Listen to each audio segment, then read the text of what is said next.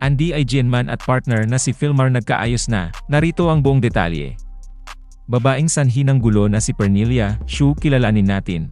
Pero bago ang lahat, kung ikaw ay bago sa aking channel, huwag kalimutan na mag-subscribe at i-click ang notification bell for more trending news. Sa pagpasok ng taong 2025 o Year of the Snake, maraming hiwalayan ang nagtrending, kabilang na dito ang hiwalayan ni Barbie Forteza at Jack Roberto noong January.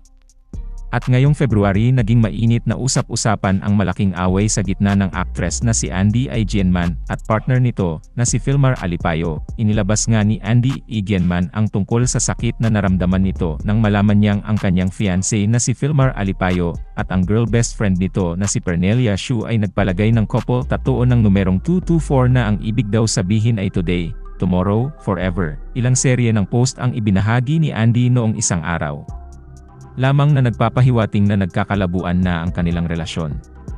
Hindi na rin makikita ang kanilang username sa list of followings nila. Kaya naman pinag-usapan ng matindi ng mga netizens ito. Marami naman ang nagtatanong kung paano nagawa ni Filmar ang magpa-couple tattoo sa best friend kung alam niyang malaki ang magiging pananagutan niya sa kanyang fiancé. Pero para kay Andy, hindi naman nag-cheat sa kanya si Filmar dahil alam niya palagi ang mga kilos nito.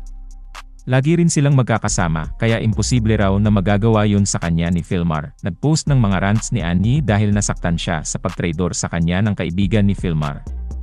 Sinabi rin niya na ang kaibigan mismo ng kanyang fiancé ang naghihikayat sa kanya na maghiwalay na silang dalawa sa tuwing mag-aaway sila. Ang masakit pa rito, kahit na ikwento ni Andy at mag-ere siya ng kanyang side, hindi ito pinapakinggan ni Pernilla. Bagkus ay mas nangibabaw pa ang pagkakaibigan nilang dalawa ni Filmar. Hindi lang ang pagpapatatoo ang masakit para kay Andy, dahil itinuring na rin niyang kaibigan si Pernilla. Ayon sa kanya ay kinausap niya pa ito at humingi ng paliwanag, subalit ayaw siyang pansinin ng girl best friend ni Filmar. Ang hindi lang nagawa ni Andy noong una ay punahin ito kaagad dahil siya ay nahihiya rito dahil mas nauna siyang nakilala kaysa sa pagkakakilala nina Andy at Filmar sa isa't isa.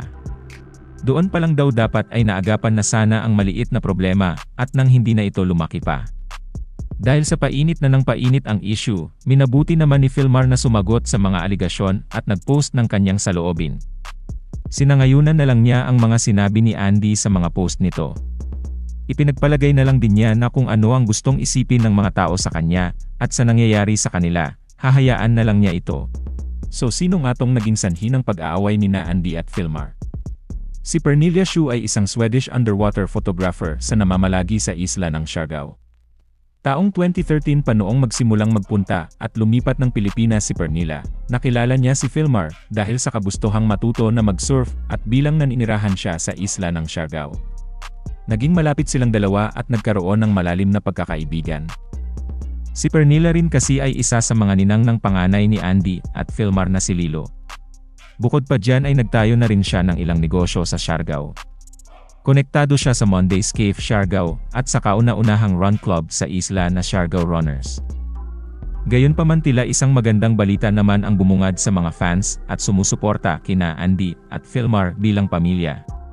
Nababalita kasi ngayon na tila ipina-cover up na ni Filmar ang controversial 224 tattoo na ipinagawa nilang dalawa ni Pernilla. May isang litrato kasi si Filmar na lumalabas ngayon kung saan makikitang nagpapadagdag na naman siya ng tattoo at mapapansin sa braso nito kung saan nakalagay ang numero. Tiyak din na natutuwa ang mga netizens na umaasa na magkakaayos sina Andy at Filmar dahil kasalukuyan kasing nasa isla ng Siargao ang lolo't lola ni Andy na sina Eddie Mesa at Rosemary Hill para bisitahin ang kanilang mga apo at apo sa tuhod. May mga nakapost din na larawan kung saan makikita ang pamilya na masayang kumakain sa isang restaurant at present ang pro surfer na si Filmar Alipayo sa mini family gathering na ito.